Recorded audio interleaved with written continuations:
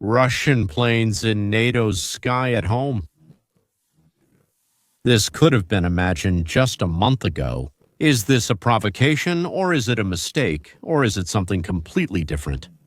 4 years ago, before the start of the Ukrainian war, I spoke with someone close to the leadership of the Russian army. I was told that we have plans to attack certain NATO countries, to which I reacted. Who has gone crazy? Shoigu, Putin, or the entire Ozero cooperative? The answer was that the attack would be such that the country wouldn't be able to demand NATO to invoke Article 5 of the alliance agreement. Nonsense, I said. A lot of time has passed. And today, 3 aircraft of the Russian Federation violated NATO airspace. To be continued. All the previous things have happened. There were missiles flying in, there were drones flying in. Well, a group of drones flew in, yes, but as Russia told us, that was a mistake. But 3 aircraft? No, that's not a mistake. Subtitle editor, if it's not a mistake, what is it?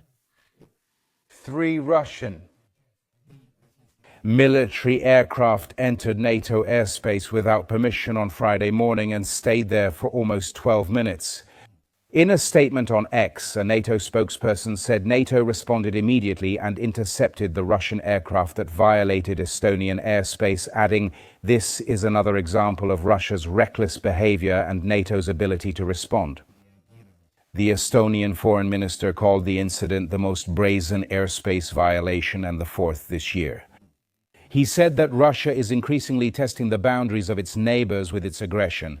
The incident occurred after a week in which more than 20 drones violated Polish airspace, prompting NATO aircraft to shoot some of them down.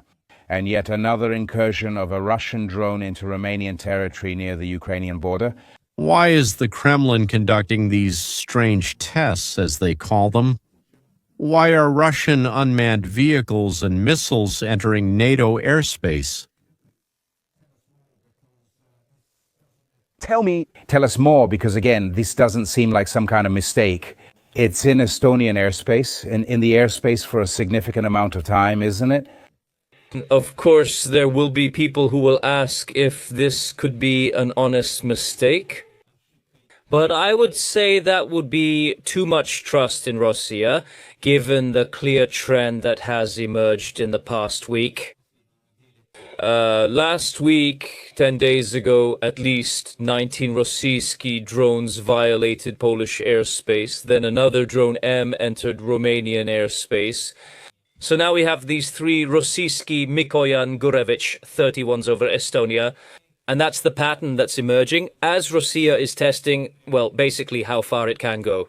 Honestly, despite all the expressions of concern and statements like what we heard from Kai Kallas, the head of European Union foreign policy, that the European Union is fully in solidarity with Estonia, that's actually not the case.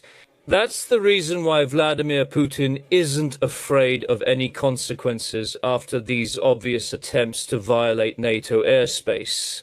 So the British Broadcasting Corporation editor of Ukrainian origin, I think, and the Russian one believes that Russia is testing the West's reaction. That seems strange to me. If they had asked me, would it really have been necessary to waste kerosene on the planes? NATO won't shoot down your planes?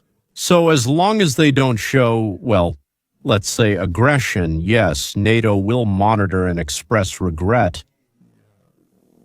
So to speak, they'll be told that these things happen. Sometimes raising Russia means, in terms of air defense, sending their own planes to meet Russian aircraft, and that's it. But what else can they actually do? Shoot down planes that claim to be lost and aren't carrying any weapons capable of harming the country they've entered? No, this is something completely different. By the way, these incidents only strengthen NATO's desire to move its borders closer to Russia and deploy more troops, and to demand more money from their taxpayers. Here's how this could actually be a plus for Russia, how it could help Russia. Just listen. And this repeats Ursula von der Leyen from the European Union says that every provocation must be met with a decisive response, investing in stronger operations on our eastern flank. What does she mean by that? So the military uses these crazy people to get more money, well, more weapons, more soldiers. All right, we have more breaking news that we're following. 3 Russian fighter jets have just entered Estonian airspace without permission this morning, according to the Estonian Ministry of Foreign Affairs. Officials say the planes were in their airspace for about 12 minutes. Estonia borders Russia and is a key member of NATO. Estonia's foreign minister called this move by Moscow unprecedentedly brazen. That's a direct quote. All this is happening while American and Western intelligence agencies are still trying to determine whether Russia intentionally sent drones into Polish airspace. At the beginning of this month, we're joined by Ketibo Lillis from Cable News Network. Tell us, Ketibo, about the new information on this situation. Wolf, it's been just over a week since 19 Russian drones entered Polish airspace. Subtitle editor. A major NATO ally, also a NATO ally. That's right. American and Western intelligence officials remain divided on whether this incursion was accidental or an intentional attempt to test Western air defenses. That's correct. And part of what makes it so difficult for them to come to an assessment is that they really rely on studying the technical characteristics of the drones they were able to shoot down in Poland, as well as the flight trajectory of these drones while they were in Polish airspace, how they were flying, right? What can they learn from that? The issue is much of this information can be interpreted in 2 ways. We've heard from some Ukrainian officials who say, look, we've never seen a deviation of this size. 19 drones were shot down, correct? We've also heard from some Western intelligence officials who told us, look, these drones are programmed en masse. If you have hundreds of drones in the air at the same time, as was the case with this attack, 20 of them encounter Ukrainian electronic warfare systems essentially jamming. It's possible that 20 of them were thrown off course. So, one American military official I spoke with actually estimated the odds as 50-50. The challenge now is how NATO should respond if it's unclear whether it was intentional. What we've heard from senior officials, both here in the United States and in Europe, is that regardless of whether it was intentional or accidental, it points to a truly alarming increase in the level of risk Russia is willing to take. If it was accidental, I think this second incident now, with Estonia, another NATO ally, and Russian planes flying into and entering that airspace, this confirms it wasn't an accident. This will be considered in the analysis, and I think you'll see many European countries, which already saw it as intentional, will say this is more evidence. Okay, fine, they did it on purpose, but why on purpose? Why confirm to us that they did it in their right mind and with perfectly functioning electronics and not by mistake? Why? Why scare in advance? Why do something that would lead to NATO mobilization? Why do something that... To confirm the words of the Ukrainians that if Ukraine falls, Russia will go further. These are disadvantages, not advantages for the Kremlin, for Putin, in my opinion. Now, if unrest starts in Riga, let's say, yes, some dissenters there will demand a change of course, a change of government. The capital will be instantly flooded by the so-called, let's say, local militia, who have just had the epaulets with Russian insignia cut off their uniforms. The parliament building and presidential palace are seized instantly, and immediately they ask Russia for protection. And what about point 5 then, if the government doesn't want NATO but wants Russia? And flying, violating, provoking, it's just foolishness. Either we, don't understand. We understand the meaning. We have 2 violations of Article 4 that apply here. In countries that are very concerned about Vladimir Putin's next move, where will this lead? Well, absolutely. This is a major source of concern for all NATO countries at the moment. I think that when you first saw drones entering Polish airspace, many people initially thought, well, maybe it was a mistake. Maybe those drones went off course. I think at this point we all need to see these drone incursions and now the fighter jet incursion as Putin testing NATO. Well, there's a difference between drones and fighter jets, right? Those planes had pilots, which could have led to a conflict. Absolutely. And of course, our NATO pilots are trained to act safely and professionally and to intercept approaching fighter jets. And fortunately, that's exactly what they did. Again, they're testing NATO's reaction, but what's there to test? For all the radar signals, airports, and other air defense systems, they already know all that. In Poland and Estonia, there are enough Russian spies to know this perfectly well, maybe even better than the officers themselves in those countries. But now it's time to move away from focusing on this specific military operation and think about a broader political response. Because this is a test that Putin is conducting. He is checking whether NATO will remain united. That's right. He's testing not only Estonia and Poland, he's testing the United States of America. And he's waiting to hear from American leaders that this is unacceptable and that we will push back.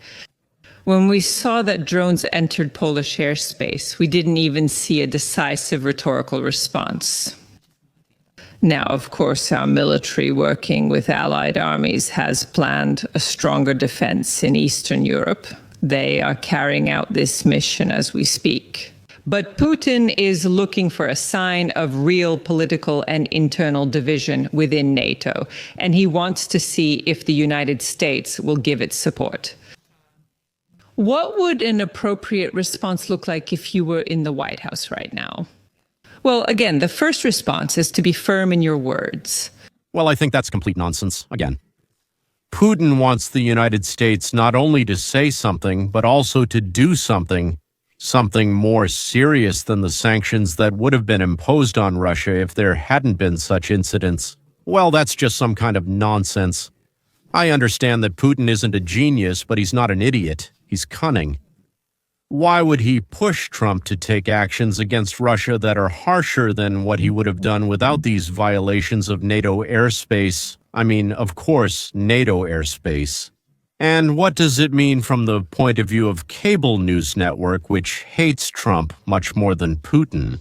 So what is actually happening? What is our answer?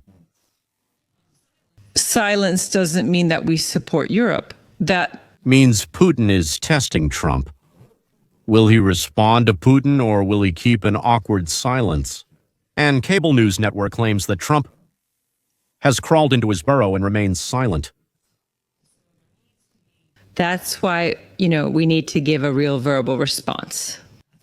And preferably something more than a quick tweet, actually a statement of concern and support. Then you move on to more tangible responses. And I've already talked about how in NATO's military channels, our military is doing exactly what's needed. They're working together to strengthen defense in the East. And that's what should be happening. Stop.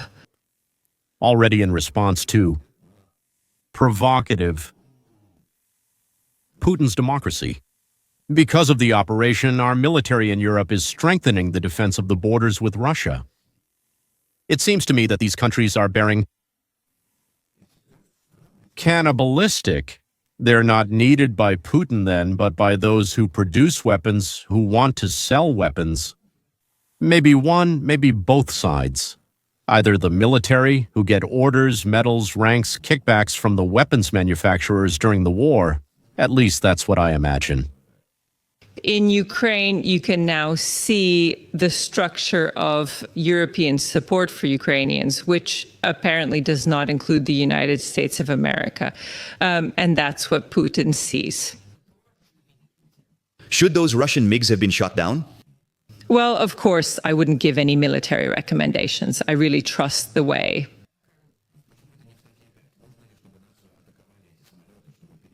Our Article 5. Specifically refers to an attack. Here, it's Article 4. They assess and must consult on next steps, but they are R. Article 4 may lead to 5. Could this review have a greater impact? Well, 4 can lead to 5. The idea is that, a NATO country could invoke Article 5 if they really felt they were under attack.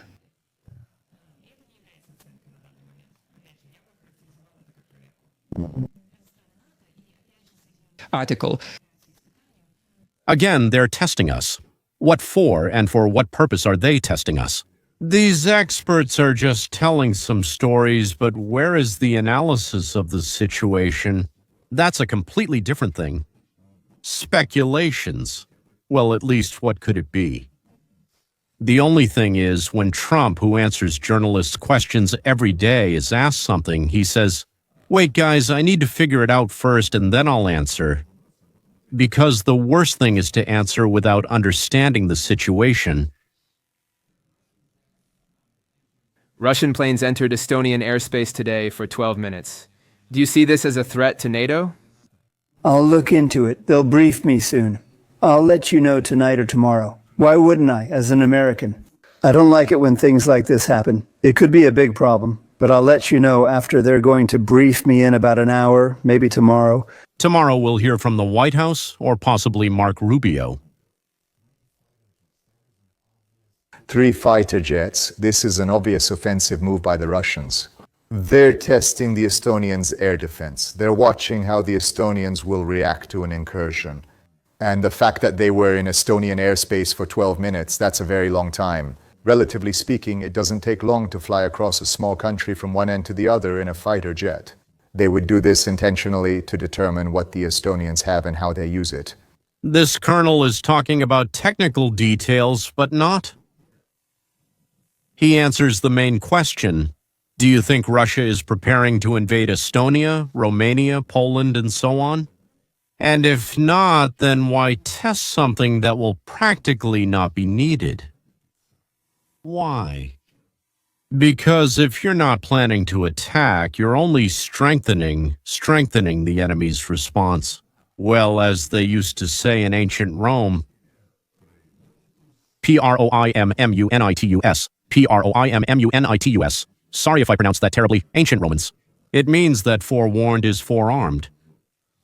Why give a warning?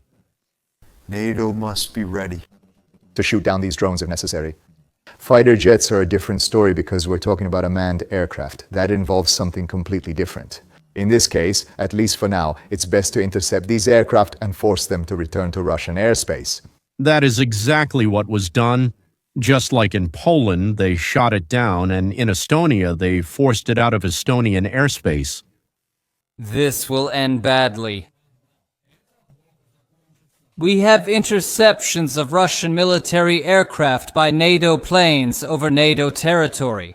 And considering everything else that has happened recently, it's worth trying to understand exactly what the Kremlin might be trying to extract from Brussels and how this might reflect some unnoticed weaknesses in Russia's combat capabilities. Yes, 3 MiG-31 fighter jets like this one flew over Estonian airspace for 12 minutes earlier today. This is already the third incident in 9 days that NATO has faced. First, about 20 Shahed-style decoy drones crossed the Polish border on September 10, and then on September 14 more drones flew over Poland and Romania. We'll add this to the list. Against the backdrop of a broader proxy war between Russia and Ukraine, and more recently with Russia conducting large-scale military exercises in Belarus. I'm recording these words just a few hours after the incident happened. Keep that in mind, as many details are still missing. Despite that, I'll try to explain what apparently happened and what the deeper implications are. And I know there's a temptation to shoot first and ask questions later. But let's pause for a moment and consider some possibilities. But first, what actually happened? Remember, we're looking at 3 fighters here. The planes didn't fly over Estonian land, so let's rule that out. Rather, they flew over Estonian territorial waters, which means it happened somewhere here, somewhere over the Gulf of Finland. Keep that in mind, as it will become important later. But just as important is the fact that it lasted for 12 minutes. You know exactly what narrative we'll hear from the Kremlin when they wake up in Moscow. Either those weren't Russian planes, or it was just some big misunderstanding. Well, let's dismiss the idea that those weren't Russian planes. The thing is, it's hard to make a real mistake for 12 minutes. Especially when the fighters had their transponders turned off, and especially when NATO intercepted the fighters. What we don't know yet are the details of exactly how they were intercepted, but that doesn't matter. To increase the level of suspicion, imagine for a moment that Russia made an honest mistake a couple of times over the past week or so. What position will the Kremlin want to take now? Probably due to excessive caution, NATO already suspects you. Another incident in such a short period of time will turn all remaining skeptics into believers, and you will have a more serious problem. Or maybe you're looking for a bigger problem, and all of this is being done on purpose. It's up to you to decide. Which seems more plausible? William Spile? He's an analyst, unlike storytellers, who approaches things by laying out the facts and then applying logic. That doesn't mean he can't make mistakes, but at least he starts to sense something that could be interesting. NATO announced the launch of Operation Eastern Guardian as a way to strengthen defense in the region. Estonia is already covered by the defense plan's eastern flank, making another Article 4 invocation unnecessary. The conclusion we can draw is that Estonia believes that Operation Eastern Guardian is insufficient, perhaps especially now when they've gotten involved. We're no longer dealing with drones, but we'll have to figure that out in the morning in Brussels. But speaking of the Eastern Watch, while Russian MiG-31s were entering Estonian airspace, French fighter jets were being deployed on NATO's eastern flank. As part of the program, they were being sent to Poland. But did you get the point? Let's pause on this footage for a minute while I explain an important difference between what happened in Estonia and in Poland. I don't know if he'll come to any logical conclusions, but I like the way his analysis is developing. Shahed-style decoys do not pose a significant kinetic threat. Yes, they can crash or be destroyed, and their debris can damage property or people, but they won't cause powerful explosions. On the other hand, MiGs in Estonia are a different story. These are strike aircraft, which means they can, carry out attacks. Compared to the incident in Turkey in 2015, Russia is in a much worse position. The Kremlin cannot wage war in Ukraine and play dangerous games in NATO airspace at the same time. And this should give NATO countries some confidence that shooting down a Russian plane will not automatically lead to the start of World War III. Here's confirmation from another analyst. To my words, Russia absolutely doesn't need to get involved in another war. They're stuck with Ukraine. How will they handle 2 or 3 more fronts? I agree. In the background, the Kremlin is having trouble recruiting for the war, not because Russian citizens don't have much desire to participate in the war. Those who join have an appetite for money, and that's exactly how the Kremlin can keep sending fresh forces to the front line. Meanwhile, the Kremlin has worked hard to portray the war in Ukraine as a war against NATO, saying that NATO threatens all Russians and that's why all Russians should support the war effort. Once again, this message turned out to be not as effective as the Kremlin would have liked. There is still enough transparency of information in Russia that any skeptical Russian can go online and understand that this is a proxy war and nothing more. That's why the Kremlin can't carry out another mass mobilization without significant political problems. So, here's the theory. The Kremlin wants one of these planes to be shot down. Then the Kremlin will claim that the plane did not violate the territory, as NATO claims. Instead, it's just a NATO disinformation campaign to hide the real truth, that NATO is the aggressor and that now is the time for all Russians to support the war effort. As soon as you start thinking about the situation inside, Russia immediately starts falling into place. On the domestic front, Putin can score points, but on the international front, he only gets negative results. The Kremlin then turns around and uses all this support not to defeat NATO.